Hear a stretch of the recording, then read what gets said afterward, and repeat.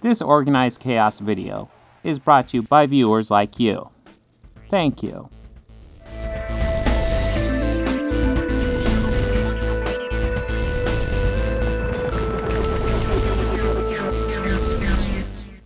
Okay, we're going to check out the Avatar one, and then we'll check out that interview. You know, I really love James Cameron. He's like the crazy, eccentric father that I never had, and he's responsible for some of the greatest sci-fi action movies of all time. The Terminator, Terminator 2, Aliens, The Abyss, all of them sprang from the mind of this one man. That being said, Hollywood directors are a bit like moderately priced supermarket wine. They get beyond a certain age and they start to go a bit... off. Just ask Ridley Scott. How's that next Prometheus movie coming along, Ridley? Cameron's incredible burst of creative output came to a bit of a shuddering halt with the release of Avatar.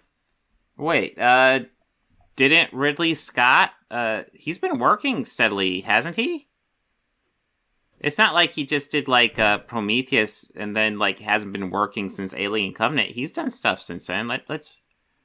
Let's research this, because I'm pretty sure Ridley Scott's been pretty active in filmmaking. Yeah, he directed The Martian, I remember that. Let's fucking producer. Here we go. Director, previous, 52. 52 movies he's directed. Holy shit. No, these are producer credits. I want director credits. Okay. Let's see. Oh yeah, he did House of Gucci. He did Last Duel. Yeah, he did 2 movies last year. Raised by What's TV series. I haven't heard of that one. Haven't heard of The Journey. All the Money in the World. I did hear that one.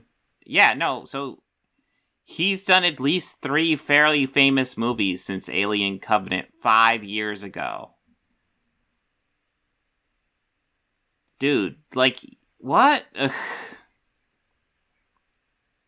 Avatar way back in 2009, or as I like to call it, Dances with Fern Gully while saving Private Ryan from 9/11. It was a spectacular technical achievement built around the most predictable, cliched, basic bitch storyline since, well, any Liam Neeson movie. Yeah, that's a good point. Martian was huge.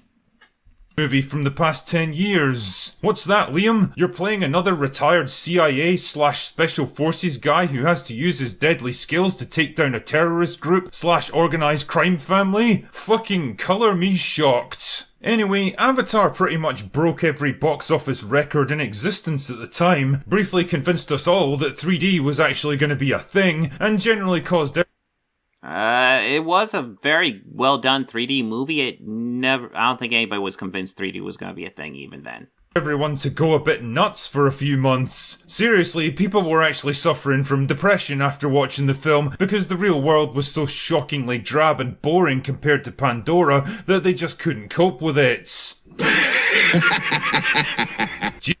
What a weird thing to draw upon. I've never even heard of that. Jesus, try growing up in Scotland, then you'll know the true meaning of misery. There's a reason 95% of us are alcoholics, you know. But the real question was, what was James Cameron gonna do next? There was vague talk of a sequel for a while, because really, if you've just made the most financially successful movie in cinematic history, there's not many studios that wouldn't immediately demand another helping. But Cameron himself remained tight-lipped. The years ticked.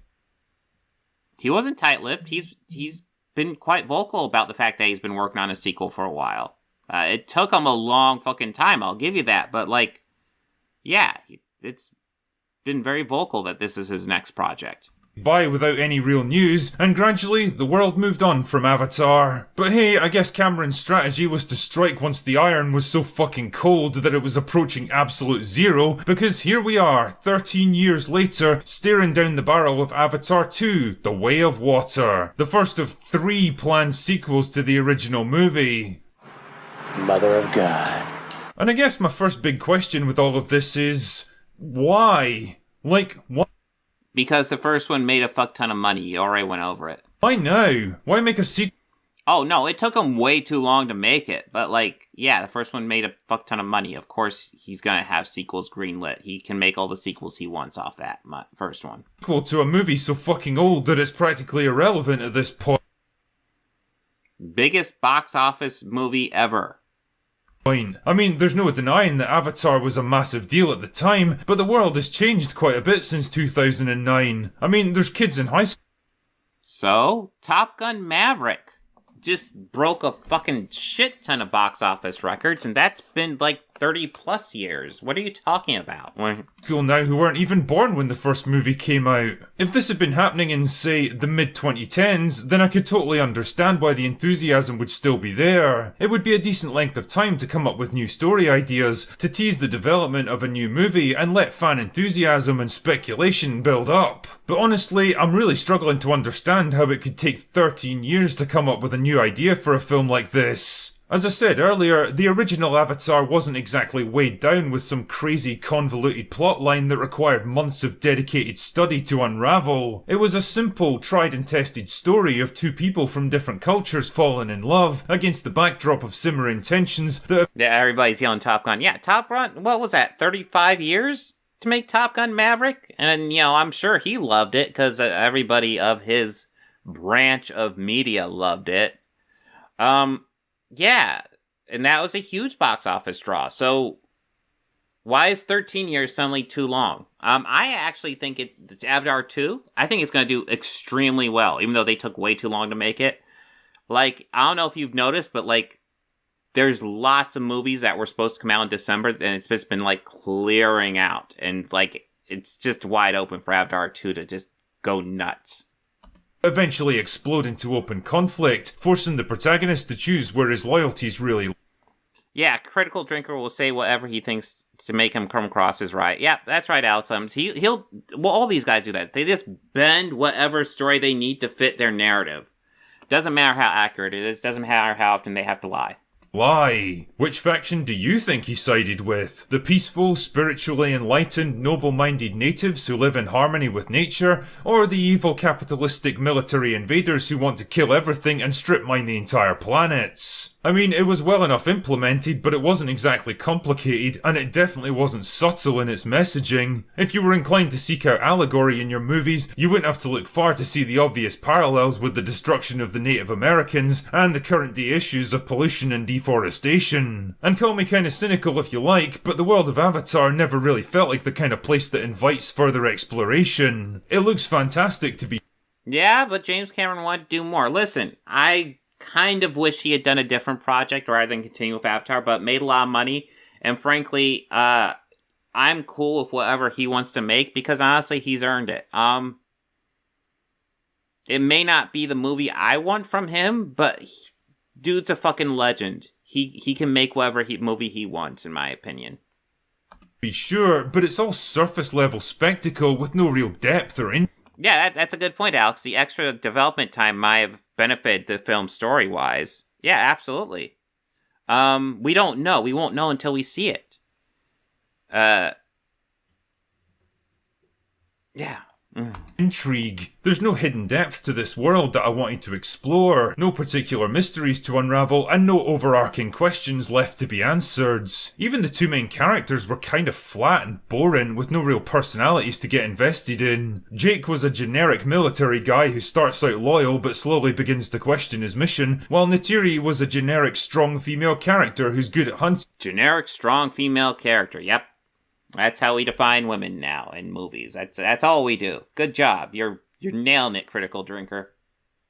And wanted to protect her people. And, well, that's it. Apart from the fact that they're both young and good looking, I can't give you any real reason why they would fall in love. Like, if you put those two characters in a room and let their conversation play out, ask yourself this: what the fuck would they talk about? I genuinely don't know, because neither of them feel like real fleshed out characters with unique motivations and personalities. All they really were vectors for the plot, saying and doing the things that the movie needed to advance the story. And all of this is to say that, well, Avatar just doesn't feel like a particularly big or strong foundation to build an entire franchise on. It was a simple, functional story. But it's what James Cameron wants to do after making the biggest movie of all time, so I don't think studio's gonna say no. With simple functional characters that worked fine in isolation and relied mostly on its visuals to hook people in. It was like dating a hot girl that's been cruising on her looks most of her life. She's nice to look at, but the whole experience feels kind of vapid and empty, and you don't really want to learn anything more about.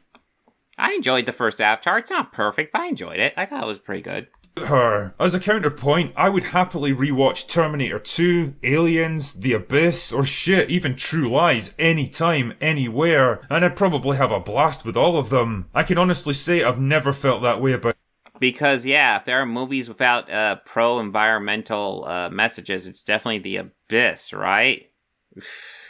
Avatar. I mean, if the trailers are anything to go by, then the visuals for Avatar 2 look spectacular, which I suppose is a good thing because none of them seem to be able to tell me even the slightest thing about the actual story. I get the general. I mean, that's good. I kind of like going in a bit blind, and since it's Avatar 2, you'll get lots of people go in just on the name recognition.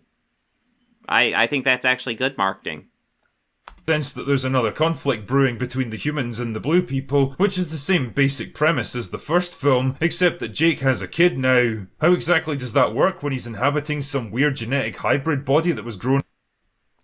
Well, that was a well, I guess we don't establish how he can have kids, but yeah, he permanently moved into that body. His original body was destroyed or died. It was something like that. In a lab? Don't know. Oh, and everyone goes swimming now because James Cameron's got a real thing for punishing film shoots in giant tanks of water. I've been reliably informed that there are people who worked on The Abyss that are still going through therapy to this day. Like I say, this all looks fantastic as a VFX demo reel, which is what I'd expect from a guy like Cameron, who's always pushing the limits of what film technology can do. But at this point, once again I have to ask, why? It's not 2009 anymore, where there was still a lot of room for advancement and innovation. There's only so much further that VFX can possibly go in terms of realism. Although fuck me, you could be fooled into thinking that we've regressed somehow in recent years. But generally, we've had so many visually spectacular movies over the past decade that, to be honest, people are getting kinda burned out on the whole thing. Yeah, so we need movies that are visually shitty. We need some movies visually shitty. What the fuck argument are you making? Basically what I'm saying is that Avatar's biggest strength back in 2009 is, at best, not all that impressive these days, and at worst, kind of a liability for audiences that are jaded and desensitized by a decade of visual. Actually, there's a good point that the VX, since the pandemic, special effects haven't been all that great, so actually it'd be nice to see a movie with really tight visual effects again. Overloads. It can't even play on nostalgia like Top Gun Maverick did. Yeah, the first movie's old enough to have faded from the public consciousness now, but let's be real here, nobody's particularly nostalgic for the late 2000s yet. That kind of shit will come in about 15 years. Ah, so now, before the argument was, oh, the movie didn't come soon enough. Now the argument is it needs to come way later. It needs to come out in 15 more years. It's coming out too soon. Jesus. When the kids of that decade are all grown up, trapped in loveless marriages, crippling mortgage payments, and the boring corporate jobs that they swore they'd never settle for. Prepare to have your dreams crushed, kids, because it's coming. Believe that. And then there's the box office to consider. Cameron recently came out and flat out admitted that because he spent so much fucking money on this film, not to mention production on its 2 sequels, that Avatar 2 needs to make at least $2 billion just to break even. $2 billion. Cool, so it should look good. I mean, cool. Good for him. Good. Well, that's great. That's just fucking great, man. Now what the fuck are we supposed to do? And all this at a time when the economy isn't. I mean, the movie's already made, so, I mean, it sounds like they put a lot of money. Well, also, like, weren't they working on 2 sequels? So, like, is that just break even for both of them, or just break even for the second one alone? If it's just break even for the second one alone, that means they put a lot of money into it, so it should look great, right? I mean, James Cameron is not one to waste the money. He does some great looking stuff with his movies, so cool. In the worst shape it's been for decades, the price of everything is skyrocketing and people are regularly having to choose which is more important to them, buying food for their families, heating their homes in winter, or filling up their car with fuel. Okay, so I've said this before and I'll say it again. So far there have been only 2 movies that have been pandemic resistant, that have made money insanely well, and I don't think they would have done any better if the pandemic wasn't a thing. And that is Spider-Man No Way Home and Top Gun Maverick. I actually think Avatar 2 is probably going to be number 3. That doesn't sound like a sustainable business model there, Jim. And as hard as I try, I just can't shake... Yeah, exactly, Alex. Cameron has a huge fucking ego. A ridiculously huge ego. It's not entirely undeserved. He's made some fucking great movies. It's... The feeling that recreating the success of Avatar is like capturing lightning in a bottle. All the elements that came together to make the first film a success are either absent or compromised now, and it's got a hell of a battle ahead of it if it expects to break that 2 billion mark. That being said, if anyone in Hollywood can pull off an unexpected success after going radio silent for fucking years, it's James Cameron. Maybe Avatar 2 will turn out to be a stunning creative triumph, a victory against the odds that dethrones Top Gun 2. I don't think it's necessarily a big victory against the odds. I think it's got pretty good odds in its favor. 2 is the biggest crowd pleaser of the year, and if that's the case, then fuck it. I'll be happy to sing its praises and give it all the credit it deserves. But at this point, I'll take a generic sci-fi action movie about blue alien cat people made by a guy who actually seems to care about his craft over basically anything being shot out by Marvel these days. Now, just before I fuck off once more into the ether of cyberspace, some of you may remember the critical... Oh, he's gonna sell some plushies, it looks like. Okay.